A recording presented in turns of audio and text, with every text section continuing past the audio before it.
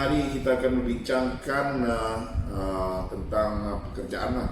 Okey, kenapa saya menjadi seorang pelaut ataupun lebih dikenali sekarang offshore man, orang cakap lah. Okey, pertama, sepanjang kehidupan saya dah berumur macam ni, dah berpuluh tahun, saya dah buat bermacam-macam kerja lah. Okey, penarik utama kenapa saya jadi seorang offshore man cakap, pertama kerana gaji. Okay?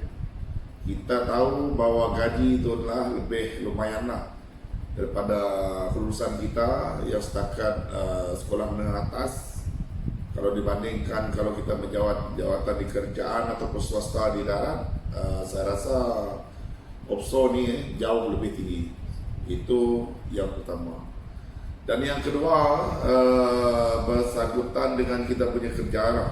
Okey, iaitu tempat kita bekerja, iaitu tentang sebab offshore ni dia tak ada di sesuatu tempat, dia tak akan tetap di sesuatu tempat. Kita ditugaskan, contohnya macam bulan ini kita di perairan Sabah, mungkin bulan depan, 2-3 bulan depan kita mungkin di perairan Semenanjung Malaysia ataupun Melaya, dan mungkin 2-3 bulan yang depan kita mungkin di perairan Sarawak, dan begitu juga mungkin 2-3 tahun yang depan kita akan ke luar negara lah. So itu adalah satu daya penarik bagi saya lah. Sebab saya ni jenis orang yang suka melancong, suka tengok tempat orang.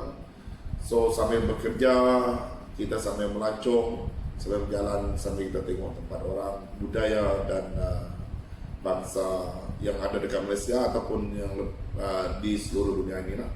Okey, itu adalah faktor kedua lah. Faktor kedua penyebab saya bekerja sebagai seorang pelaut lah.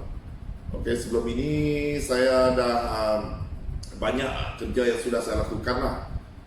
Daripada kerja gaji harian, orang cakaplah kerja kontrak, sehingga ke saya pernah menjawat jawatan sebagai seorang guru lah.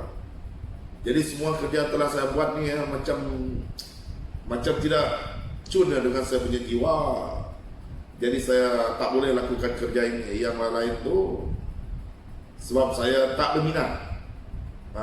Okey, daripada banyak-banyak yang saya sudah kerja, ini offshore ni lah yang saya minat.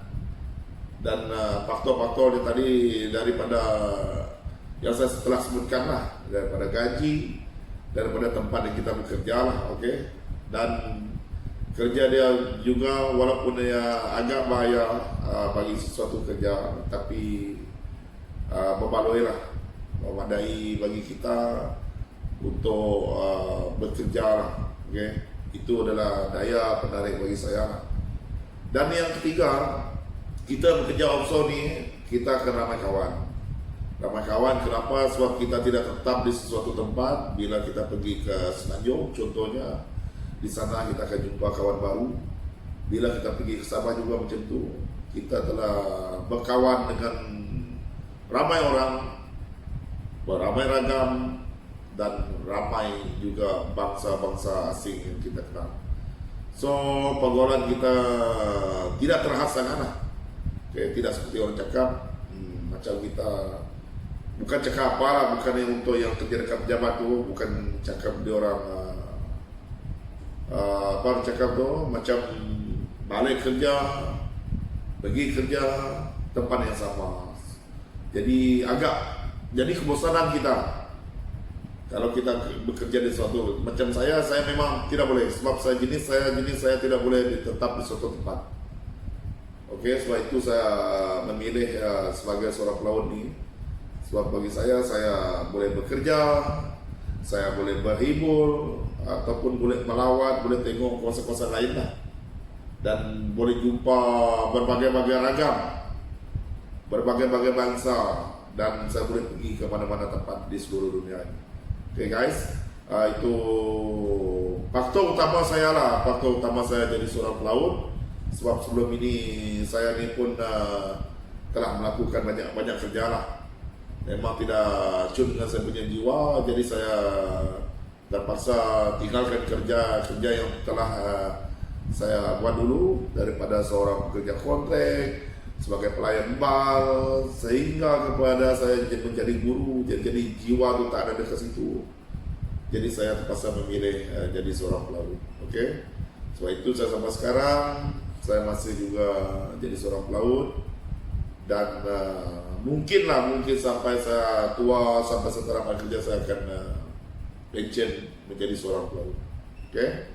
Dan diharap kepada nasihat kepada pelaut-pelaut yang offshoreman yang baru-baru nak masuk bekerja semua, yang paling penting tu lakukan kerja tu dengan keikhlasan hati kamu.